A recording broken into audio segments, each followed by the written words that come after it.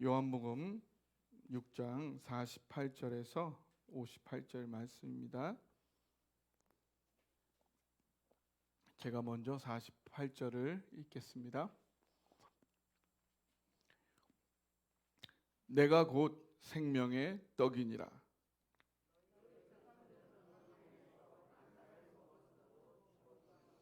이는 하늘에서 내려오는 떡이니 사람으로 하여금 먹고 죽지 아니하게 하는 것이니라.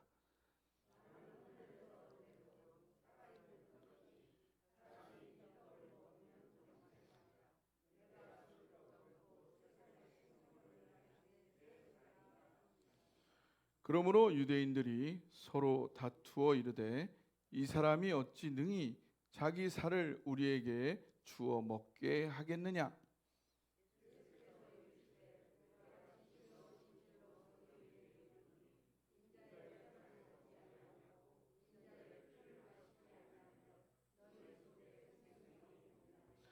내 살을 먹고 내 피를 마시는 자는 영생을 가졌고 마지막 날에 내가 그를 다시 살리리니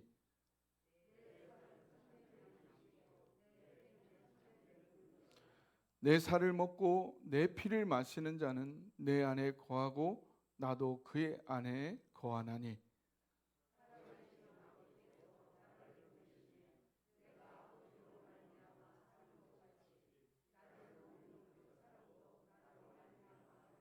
함께 읽겠습니다. 이것은 하늘에서 내려온 떡이니 조상들이 먹고도 죽은 그것과 같지 아니하여 이 떡을 먹는 자는 영원히 살리라. 아멘. 자리에 앉으십시오. 이번 주에 발표된 통계에 의하면 우리나라는 소득은 높고 또 오래 살고 이 객관적인 지표로는 OECD 국가 가운데에서도 아주 중상위권인데 이 삶의 만족도를 따지면은 그 삶의 만족도라는 건 주관적인 지표잖아요. 이걸로는 이 38개 OECD 국가 중에 몇 번째일까요? 36위. 거의 꼴등인데요. 우리나라는 주거 환경도 좋고 또 교육 수준도 높고 안전도 굉장히 높아서 밤에 돌아다녀도 문제가 없고 그런데도 자살률은 가장 높고 또 출산율은 또 가장 낮고 사람들이 행복하지는 않다는 거예요. 주변 환경과 물질은 너무나 풍요롭고 좋은데 왜 우리나라 사람들은 아직 행복과는 거리가 있고 젊은이들은 점점 더 불행해져 가는 듯 하는 걸까요? 어쩌면 우리가 추구하고 있는 그 행복의 방향이 잘못 맞추어져 있는 그런 건 아닐까 싶습니다. 과연 우리의 행복은 물질적인 풍요에만 의존되어 있는 것인지 다시 한번 생각을 하게 됩니다. 어느 분께서 그런 얘기를 하시더라고요. 우리나라에서 대학만 다녀도 이미 전 세계 인류 중에서 상위 1%의 상류층이라는 거예요.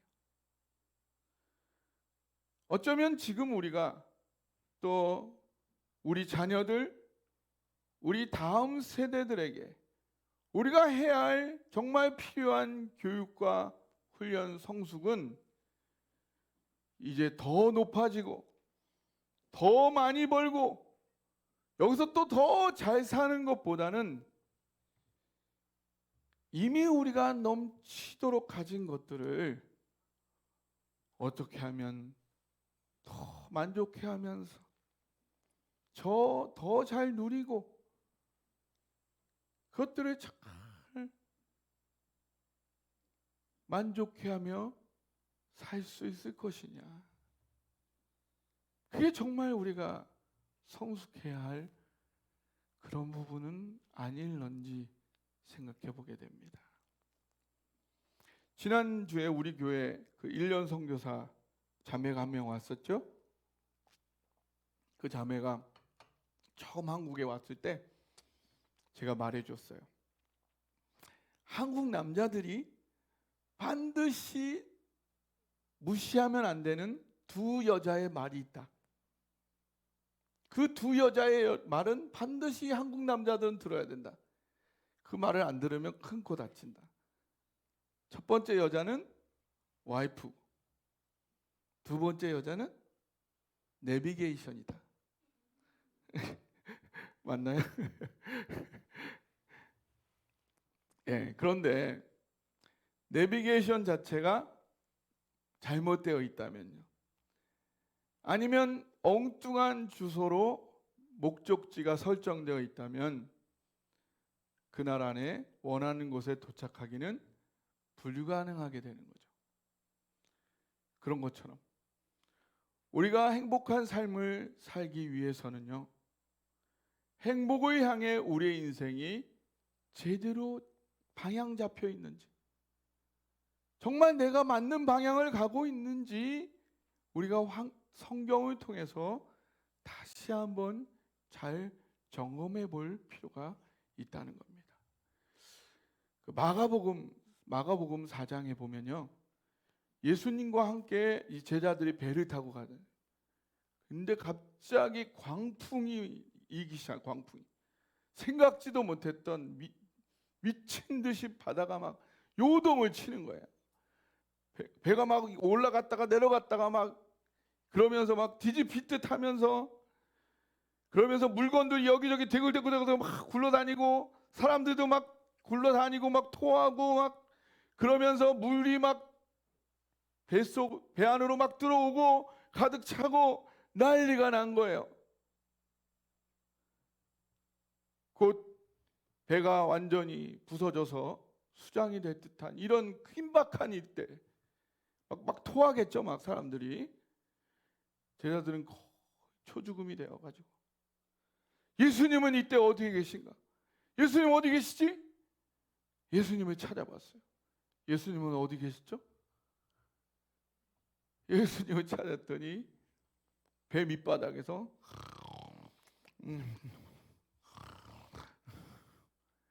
벽에를 비시고는 그냥 완전히 고난 떨어져 주무시고 계세요.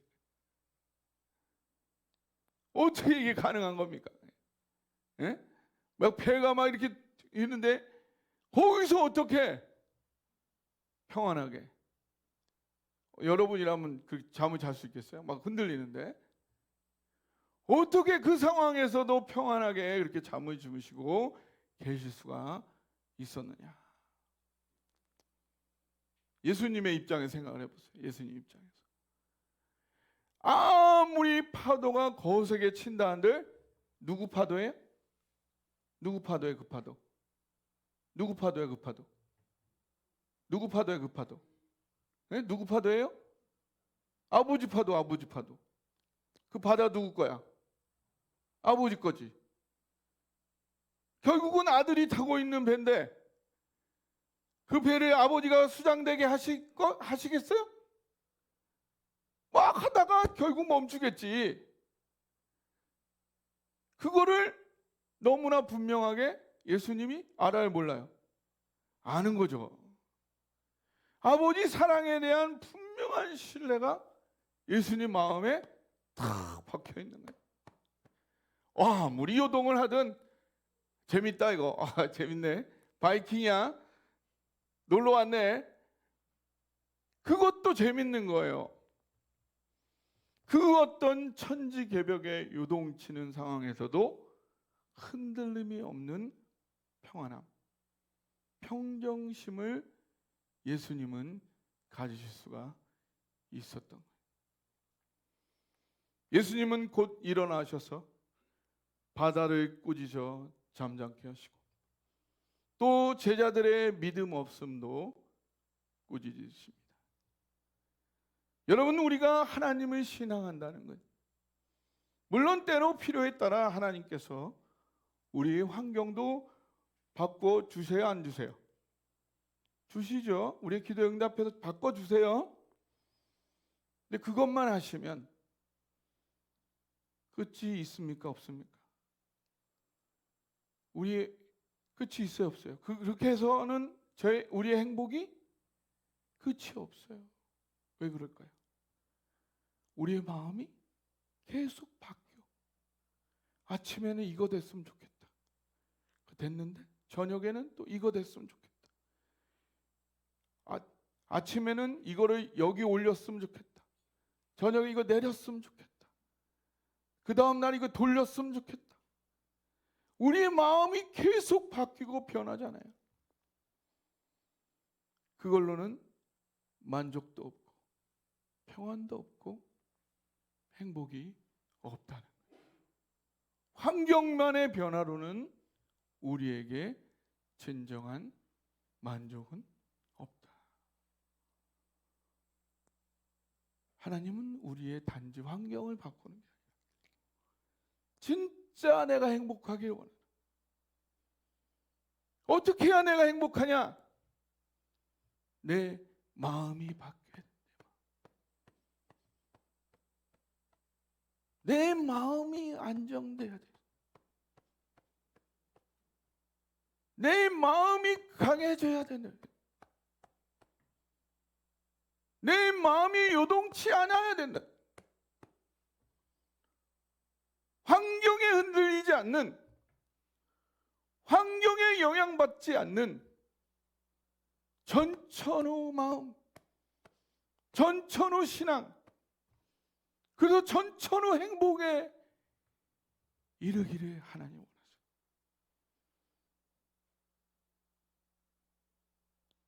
그래서 하나님은 때로 우리를 평안과 평탄한 길만이 아닌 어떻게 생각하면 혹독하고 어려운 환경 속에도 우리가 놓이기를 허락하시오. 하나님께서 능력이 없으시거나 우리를 사랑하지 않으셔서가 아니고 그 어려움 속에서도 그 어려움보다 더 크신 변함없는 하나님의 사랑을 누릴 줄 아는 인격과 마음으로 우리를 빚어가기를 원하신다는 사실입니다. 그러므로 우리는 눈에 보이고 겉으로 드러나는 환경과 물질적 조건만을 볼 것이 아니라 그를 통해서 나를 인도하시는 하나님의 사랑의 뜻이 무엇인지를 헤아리는 그런 태도가 필요하다는 것입니다.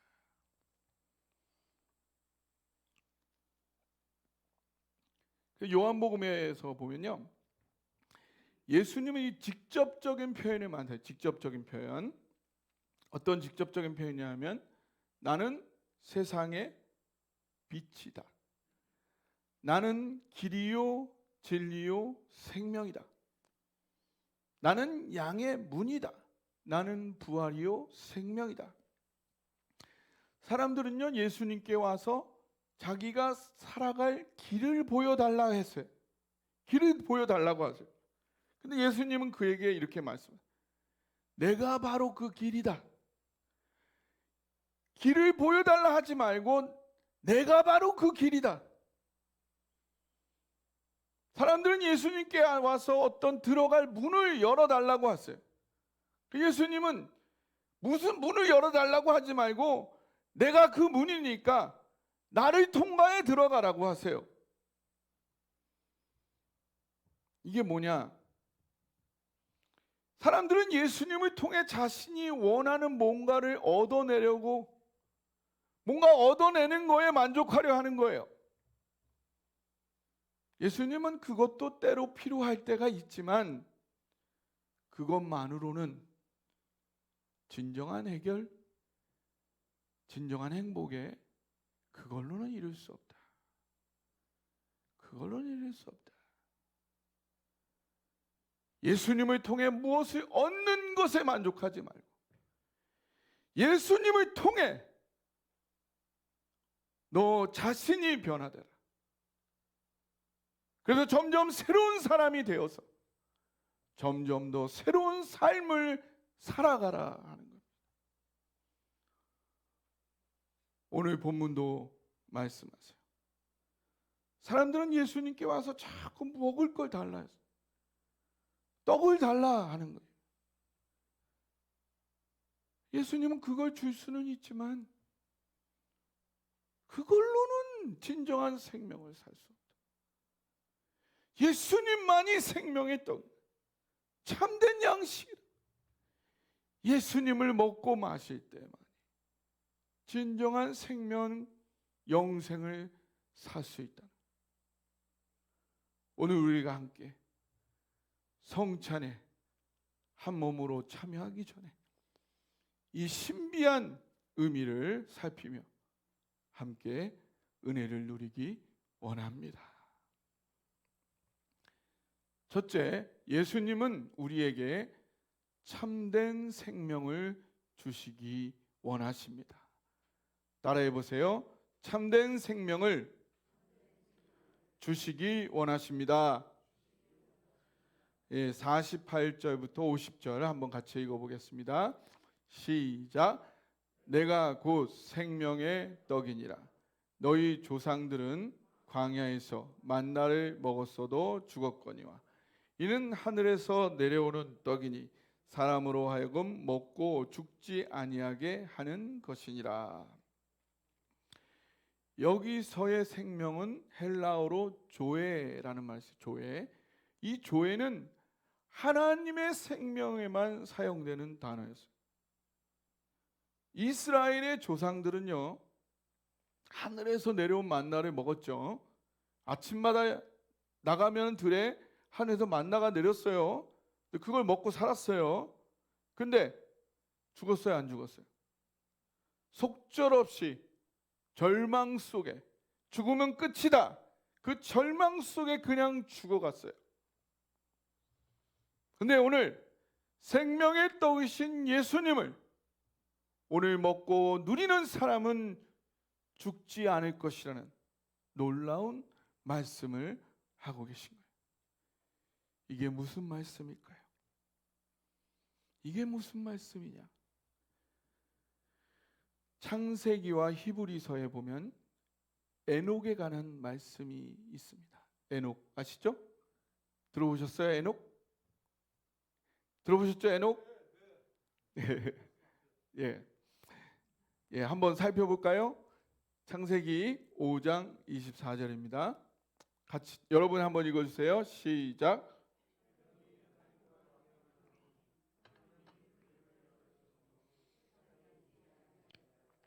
예, 그 다음 히브리서 11장 5절이요. 시작.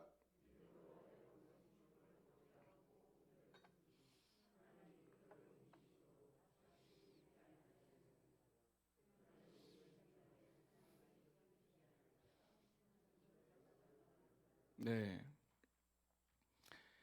에녹은 세상에 있을 때도 항상 하나님과 동행하였고 하늘로 옮겨져서도 하나님과 항상 동행하였어요. 그러면 에녹이 이 땅에 살던 하늘에 살던 그 삶에 어떤 질적인 차이가 있었을까요? 없었다는 거예요. 이 세상에 살던 하늘에 살던 이 땅에서도 천국 생활이요, 하늘에서도 천국 생활이요, 그 질적인 차이가 없었어요. 에녹은 이 세상에서 온갖 환난, 풍파, 희노애락, 생로병사를 다 겪었지만 여전히 그 모든 과정에서 하나님과 항상 함께 동행하였고 그래서 평안하였고요, 항상 평정심을 가졌고요, 행복하였어요. 그는 이 땅에 살았지만 이미 천국을 살았고 영생을 살았고 하나님의 생명을 살았던 거죠. 그에게는 이미 이 세상의 삶과 하늘의 삶이 이어져 있었던 거예요. 오늘 하나님과의 동행을 경험하여 누리는 사람들에게도 이러한 동일한 은혜와 축복이 있는 줄을 믿으시기 바랍니다. 오늘 하나님과의 동행을 경험하여 누리는 우리는요, 여기서 이미 천국을 살고요, 영생을 살고요, 하나님의 생명을 사는 겁니다. 에녹과 달리 우리는 육체의 죽음을 잠깐 거쳐갈 겁니다. 하지만 그 과정에도 하나님은 함께 하시겠어요? 안 하시겠어요? 함께 하시겠어요? 안 하시겠어요? 예, 그걸 어떻게 알죠? 네. 예, 그럼에도 불구하고 그것을 우리가 확신하는 이유는 오늘 그 하나님이 나와 함께 하시니까. 오늘 만나고 있는, 오늘 이 순간 경험하는 그 좋으신 하나님, 이 좋으신 하나님, 그 과정에도 함께 하실 것이다. 그 과정에도 우리와 함께 하시며 우리를 눈동자같이 지켜 보호해 주실 것이다. 그러므로 우리에게는 이미 천국의 삶이 시작되었고 죽음이 극복된 겁니다. 우리에게는 더 이상 죽음이 죽음으로 기능하지 않고 있는 것입니다. 이제 죽음은 단지 하나님과 동행하는 또 하나의 재미있는 여행, 어드벤처에 불과한 거죠. 하나님과 동행하는 예수님 안에 참된 생명이 사랑동산교회 모든 성도 안에 부어지고 살아 역사하시기를 주님의 이름으로 축복합니다. 둘째, 참된 생명은 참된 양식인 예수님을 통해 얻어집니다. 53절부터 55절을 한번 읽어보겠습니다. 시작. 예수께서 이르시되 내가 진실로 진실로 너희에게 이르노니 인자의 살을 먹지 아니하고 인자의 피를 마시지 아니하면 너희 속에 생명이 없느니라. 내 살을 먹고 내 피를 마시는 자는 영생을 가졌고 마지막 날에 내가 그를 살리리니 내 살은 참된 양식이요 내 피는 참된 음료로다. 참된 생명은요, 하나님과 동행하는 삶 속에 있는 것입니다. 참된 생명은 하나님과의 관계 속에 주어지는 축복이에요. 우리가 하나님과 동행하면 그냥 동행만 하는 게 아니고 하나님과 동행하면 하나님과 함께 소통하게 되는 거예요. 가만히 그냥 동행하는 게 아니죠. 하나님과 소통하는 거예요. 박찬인 권사님, 김기선 장로님하고 몇 년 함께 사셨어요? 몇 년 사셨어요? 50년? 50년 넘어요? 50년 넘어요, 안 넘어요? 넘었죠. 50년 넘었으니까 이제 더 할 게 없죠? 엄청 지루하죠? 지루해 안 해요? 지루해요? 그래도 편하죠? 편하죠? 만나면 편하죠? 이제 뭐 턱 하면 서로 알고, 예. 편하잖아요. 저도 편한데. 예. 근데 하나님은 사랑이시잖아요. 사랑이시잖아요. 우리도 끊임없이 서로 사랑하며 함께 소통한단 말이죠. 우리가 하나님과 동행하고 계속 소통하는 거예요. 계속 하나님의 사랑을 느끼고 누리고 경험하는 거예요. 하나님의 사랑은 끝이 있어요, 없어요? 없어요. 무한하신 하나님의 사랑을 계속 더 깊이 알아가는 거예요. 알수록 더욱 신이 나는 거예요. 그게 바로 하나님의 생명에 참여하는 거예요. 그래서 점점 그걸 알아가는 게 성령의 충만함을 받는 거예요. 그런데 이러한 하나님의 사랑이, 이 하나님의 사랑이 누구를 통해 이 세상에 나타났어요? 예수님을 통해 나타났다. 예수님은 이 하나님의 사랑을 나타내기 위해 뭘 하셨죠? 이 땅에 일단 갓난아기로 핏덩이로 태어나셨어요. 그래서 갖은 고생 다 하시고 그 다음에 십자가에 달려 자신의 몸을 갈갈이 찢으시고 피를 다 쏟으시고, 그래서 우리를 위해 생명 바치시는 하나님의 사랑을 다 나타내셨어요. 그래서 우리가 아까 찬양한 대로 보혈을 지나 하나님께 나가는 거예요. 우리가 막 피를 뒤집었어야 하나님께 나간다는 게 아니라 예수님의 보여주신 그 삶과 십자가의 고난을 통해서만이 하나님의 사랑을 제대로 이해할 수 있다. 우리가 하나님의 사랑을 제대로 온전히 알아 경험하려면 어디를 통과해야 돼요?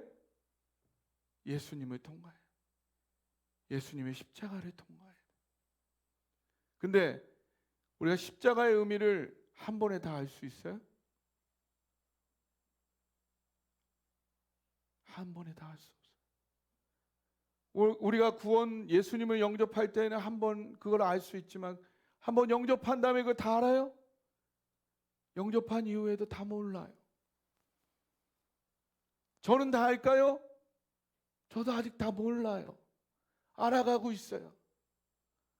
더 알아가야 돼요.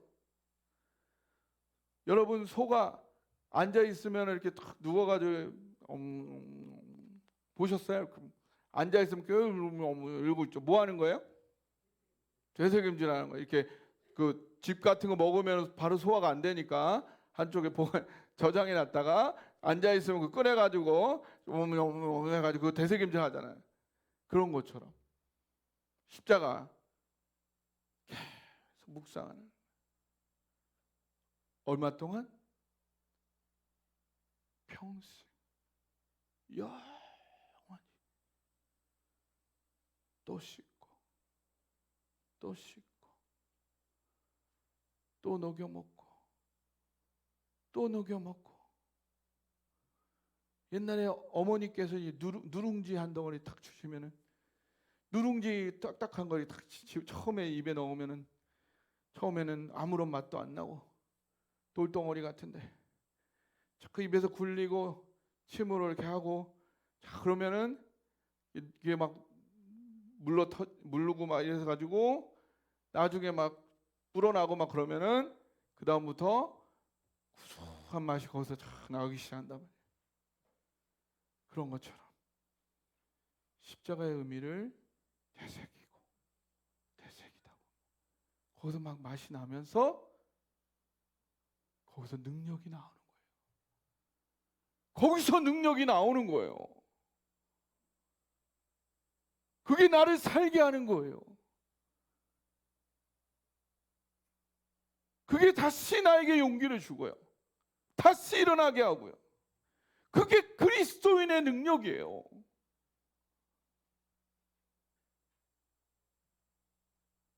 그걸 아셔야 돼요. 그 능력을 맛보셔야 돼요. 내가 어떤 환경과 어떤 절망과 좌절에 있을지라도 다시 오늘 그 십자가의 의미가, 더 깊은 의미가 거기서 배어나올 때